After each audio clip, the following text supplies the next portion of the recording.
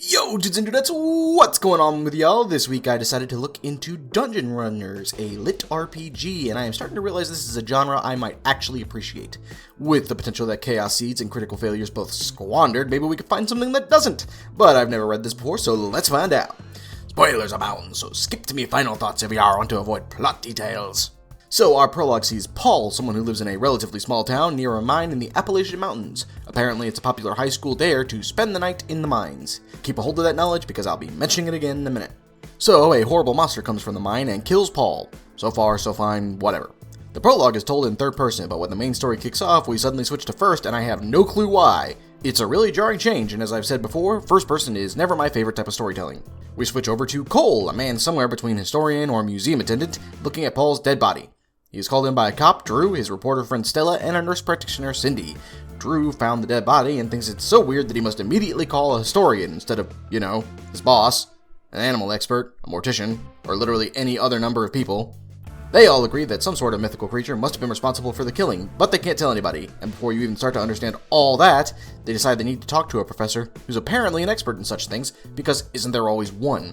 Before you can wrap your head around that, said professor literally calls up the group and demand they come to visit him because magic told him that he needed to. Any hope of staying level and sensible flies right the fuck out the window here. So the group goes, because any excuse to miss work is fine, I guess. And in short order, they're told that magic and monsters are real, and that they all came out of the mine, and that all the elders from the town knew and never said anything. Now they have to put on magical bracelets, get some starting gear, and go kill monsters. Literally none of them stops to ask questions or reject this. All four are on board. The book even calls out how weird this is twice, and I feel like a broken record, but pointing out you're stupid does not make it less stupid. So they all slap on magical bracelets that give them a rundown of their newly applied classes and delivers a tutorial on fighting, and apparently Cole recognizes multiple bits of different ancient civilizations and languages and a runic markings and tools of the trade. What does this mean? How far back does this go? And how widespread is this magical monster hunting business? This and many other questions will never be answered. Anyhow, from here on in, we enter your standard pick and mix of RPG and the real world stories. Sudden abilities and skills influencing the body, plenty of TTRPG language mixed into the real world, and our group grasps all this fairly quickly. Ho-hum, up the bum. They fight a couple of the creatures that killed Paul, which the book incorrectly names as Peter at this point, which actually made me laugh, and now we need to mention something. See, Paul's grandpappy worked in the mines and told stories about them a lot. Okay, fine, but Grandpa worked in the mines, right? He fought creatures, and never, not one fucking time said, hey, I know it's a popular idea of high school students to play in these mines, but maybe don't because there's actually some really dangerous shit in there.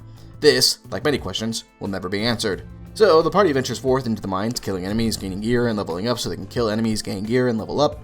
So, herein lies the problem. None of this is annoying or frustrating, yet none of it is gripping and engaging either. The author does try to keep some of the drama in the fighting, but otherwise this is just literally a dungeon crawl written in a book, and it seems to have been the whole point. At times, the characters even become very relaxed about the chance of their own deaths, which has always driven me nuts in a real-life roleplay type book, because yeah, if your character dies in a game, that can suck, but you roll up a new one and then you're back in.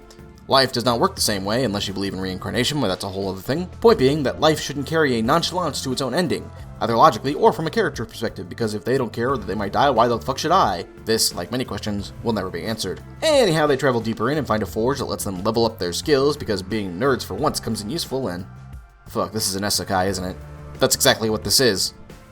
I don't like that I have to acknowledge that, but now I do. They continue fighting, gaining gear, and leveling up so they can fight, gain gear, and level up, and it's a long cycle, and it's really, really boring. The problem here is that, yes, dungeon crawlers are absolutely a thing that many people enjoy, which is totally fine. But people that want to play a true dungeon crawler typically aren't the same people who also want a complex, rare-play-driven narrative, at least not in the same game.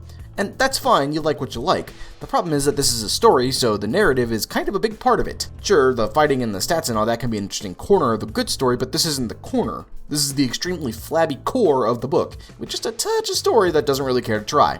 However, I'm convinced that this is more a problem with the premise than this actual specific book itself, meaning that if a dungeon crawler had to be adapted into a book series, this is probably the best you could do with it. But there's a reason we don't shoot movies on fruit by the foot, if you follow me there. It's worth mentioning that this book repeatedly references real-life games and IP to make their points, and I wasn't aware you were allowed to do that.